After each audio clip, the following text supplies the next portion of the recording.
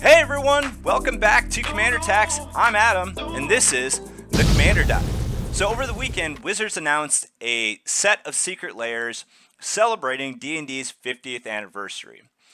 These sets were Asterion's Thirst, Karlach's Rage, an Exhibition of Adventure, Eye of the Beholder 1 and Eye of the Beholder 2. So our Commander Dive today is going to be Eye of the Beholder 1 cards featuring Xanathar, Guild Kingpin. So this one to me just had the best art. I also really like the Karazakar. However, this one is the one we're going to feature today. Maybe if you guys really like this video, it does really well, like and subscribe. I'll do one for Karazakar. Put in the comments if that's what you want to see, or if you want to see one of these other commanders as well.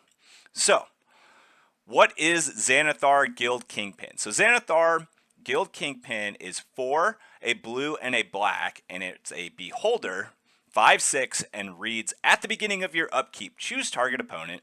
Until end of turn, that player can't cast spells. You may look at the top card of their library anytime. You may play the top card of their library, and you may spend mana as though it were mana of any color to cast spells this way. A pretty salty commander, and one that I think we can get an interesting build around. So let's get into our first category. Secret Lair.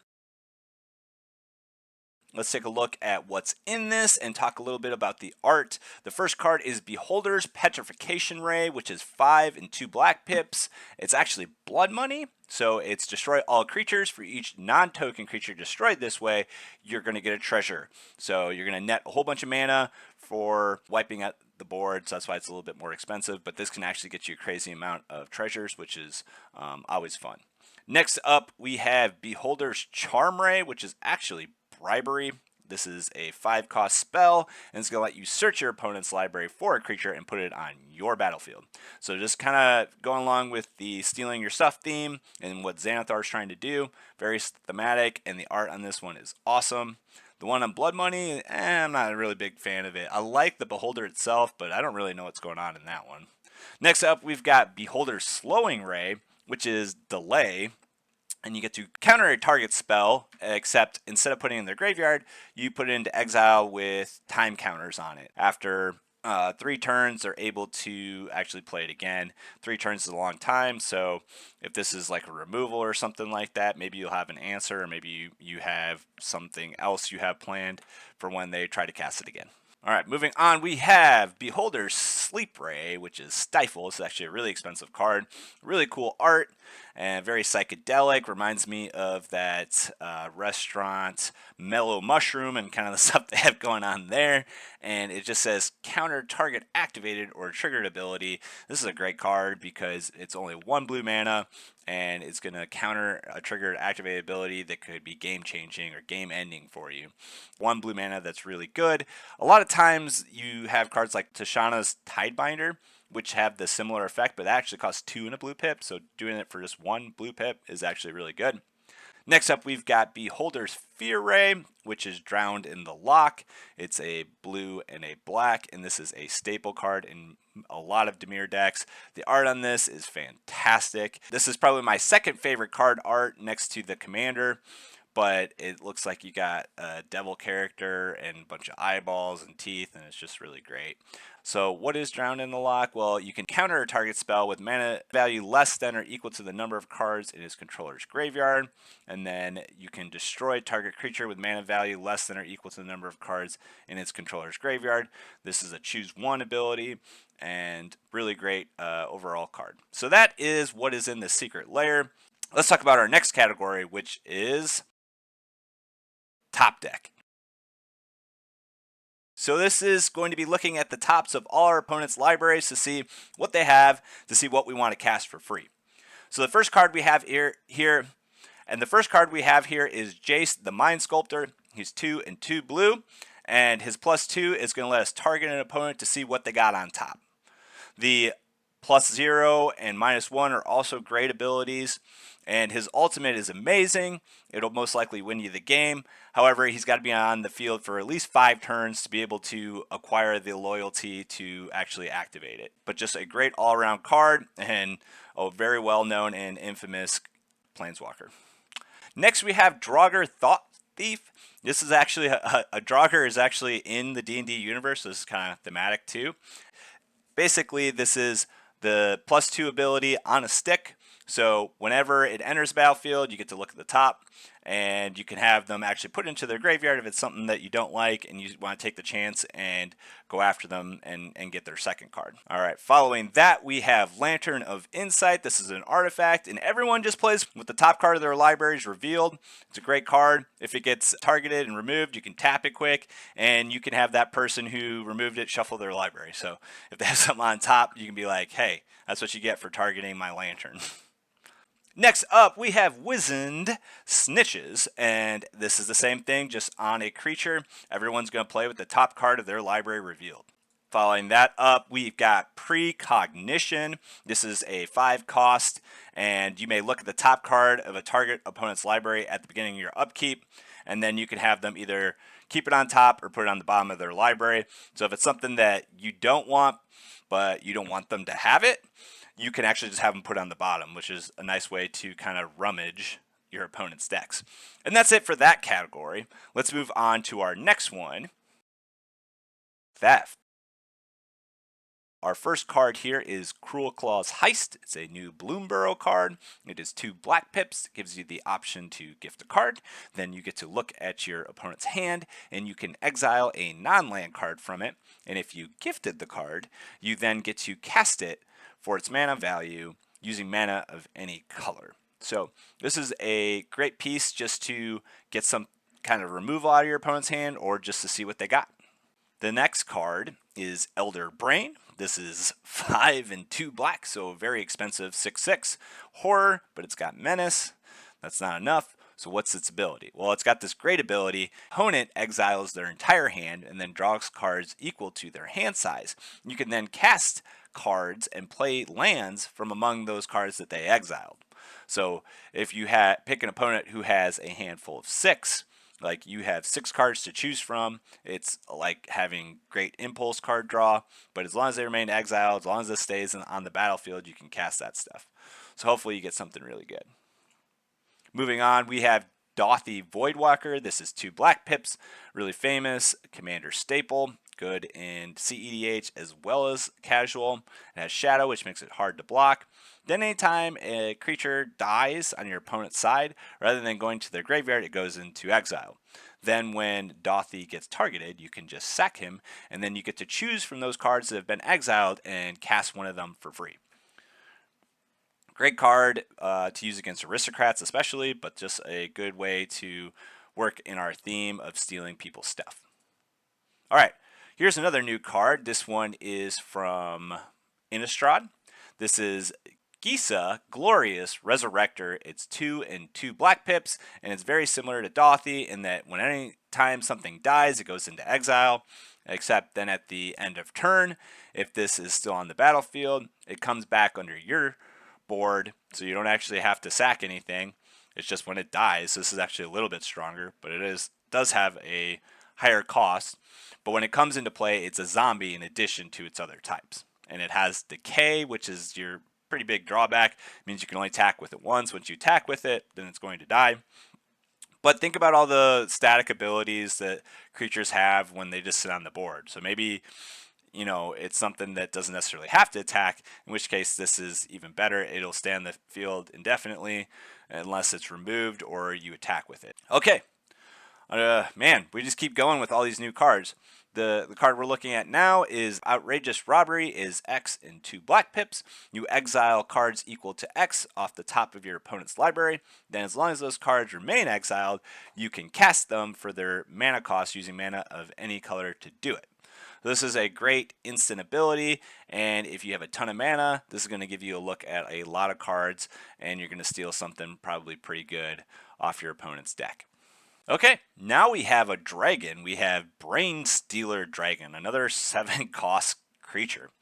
If you haven't told from my other Commander Dives, I really like in black big creatures. This one's 5 and 2 black pips. It's a 6/6 dragon horror. When you play this card, it's going to come into play, and everyone's going to exile the top card of their library. You can then cast those cards for as long as they remain exiled. Whenever a non-land permanent an opponent owns enters the battlefield under your control, they lose life equal to its mana value. So a great way to burn down your opponents as well as steal their stuff. Next up, we've got Tiny Bones, the Pip Pocket, the complete opposite end of the spectrum. This one is just one black pip, and he's got Death Touch. He's a 1/1, and whenever he hits a player, he can then cast something for their mana cost using mana of any color to do it. So this is a great way because it's got Death Touch. So if all they have is big stuff, they don't want to block, but then they have to block because if they have something in their graveyard that's really good, you're going to get it. So if you can get some evasion on this guy, he's even better, but just a great way to steal your opponent's stuff. Our last card here is Arvinox, the Mind Flail. It is 4 and 3 black pips. It's a legendary enchantment creature horror, and it isn't a creature unless you control 3 permanents you don't own. Then at the beginning of your end step, you can exile cards from the bottom of each opponent's library, so not the top. So this is a little twist.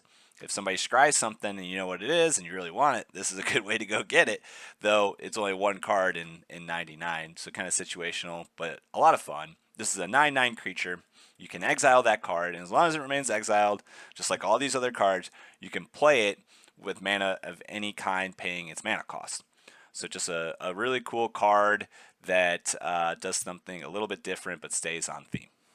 And that is it for that category. Okay, moving on. We got our second to last category, which is going to be extra upkeep. 4 cards to look at, and we're going to get some additional upkeep so we can trigger our commander more than once. You can do this also with Roaming Throne, and that's actually a card I do recommend putting in this deck. However, this is going to give us also an extra draw, an extra untap step, and as well as that extra trigger. So let's take a look what those 4 cards are. Alright, so our first card here is Paradox Haze. It's 2 and a blue pip. This is a great early card. If you have a 4-player pod, you're going to get upkeep and then upkeep again, so you get to target 2 of those 3 players to actually prevent them from casting spells and being able to play stuff off the top of their library. This is not going to be a great card if you play it late game because there's only one other player. Well, you're not going to get an additional trigger. There's only one opponent. So the earlier you can get this out, the better. The next card is Shadow of the Second Sun. This is 4 and 2 blue pips, and it reads Enchant Player. At the beginning of Enchanted Player's post-combat main phase, there's an additional beginning phase after this phase. So this is after combat, your second main phase. Before your end step, you're going to get an additional upkeep, draw, and untap. And that's great because the untap part here is really cool because you've already played out most of your turn. And so now you're going to be able to untap all your lands and cast counters and other things during another person's turn. Okay, the next we have Sphinx of the Second Sun. This is 6 and 2 blue pips. This is an 8 cost, very expensive creature. It's a Sphinx 6/6 flyer. In the beginning of your post-combat main phase, so this is at the beginning of it, there's an additional beginning phase. So the beginning phase includes upkeep, untap, and draw. And so this happens before your second main phase. So you're going to get an upkeep and then actually a main phase to do stuff in. So if you wanted to play another creature, you could. The Second Sun, you're not actually going to be able to do that because after that upkeep, it goes immediately into end step, unless it has flash or something. Our last card is Strionic Resonator. This really isn't an extra upkeep, but this is an extra trigger. You can pay 2 and tap this artifact, and you can copy your commander's ability, which is going to give you an extra trigger. And the last category, everything else. Let's get into it. The first card is Staff of Eden, Vault's Key. This is a 6-cost card from the new Assassin's Creed set. It's a legendary artifact. When it enters, you put a legendary permanent card not named this from a graveyard onto the battlefield under your control. So this allows you to steal something from somebody else's graveyard.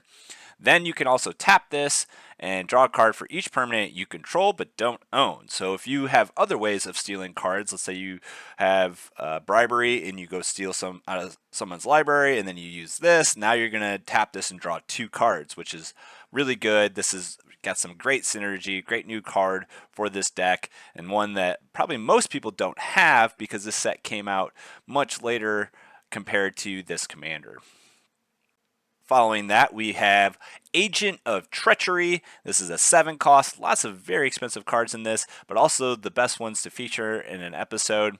And so this is a human rogue that enters the battlefield. You gain control of a target permanent. So if you flicker this, I love the idea of flickering this. But if you already own 2 other permanents and then you play this, then you're going to get the 3 that you need. And then at the beginning of your end step, if you have 3 more permanents, you get to draw 3 cards. Great card draw if you have a deck that's stealing lots of stuff. Next up, we have Breach of the Multiverse. Who doesn't know this card, right? Everybody mills 10 cards, and then you get to steal something from those graveyards and put it on your side of the battlefield. Just a great card for stealing people's stuff. I just love this card. I put it in every deck I have that has black, that has some sort of graveyard synergy. Moving on, we have Heartless Conscription. It is 6 and 2 black pips, so an 8 cost sorcery. Very expensive. You exile all creatures, so it's a board wipe, and then you get to cast those individually for the mana cost, but you can use mana of any color to do it, and just a great way to do a board wipe and also steal people's stuff. So probably one of my favorite cards in this deck. All right, now we have Lazav, Familiar Stranger. This is one of my new favorite cards from Thunder Junction. It's only 1 and a blue and a black, and I'd love to do a Commander Dive on this. If you guys would love to see one, hit me up in the comments. This is a very unpopular commander from that set, but I think it's underappreciated. I'm sure it's in a lot of 99s, but I think this could make a great commander. And basically the way it works is that anytime you commit a crime, so that's anytime you target an opponent, their hand, their creatures, or their graveyard, you're going to get a 1/1 counter. And then you can exile a card from a graveyard, and Lazav becomes that creature until end of turn. You can only do it once, but this is basically a cool way to exile stuff and copy stuff from people's graveyards. So a cool little clone deck and a lot of fun. And our last card today is Sepulchral Primordial. This is 5 and 2 black pips, another giant creature. It's a 5/4 with Intimidate, so it can only be blocked by black creatures and artifact creatures. But when it comes into play, you can take a creature from your opponent's graveyards and put it onto your battlefield. So just like Lazav, it's just another way to get something out of your opponent's graveyards. Cool card and great way to finish this category and finish this video. I hope you guys like this Commander Dive. Love the new art from D&D's Secret Lair, and I just want to thank you for stopping by. If you could like and subscribe, last time I'm going to say it today, and I'll catch you in the next one.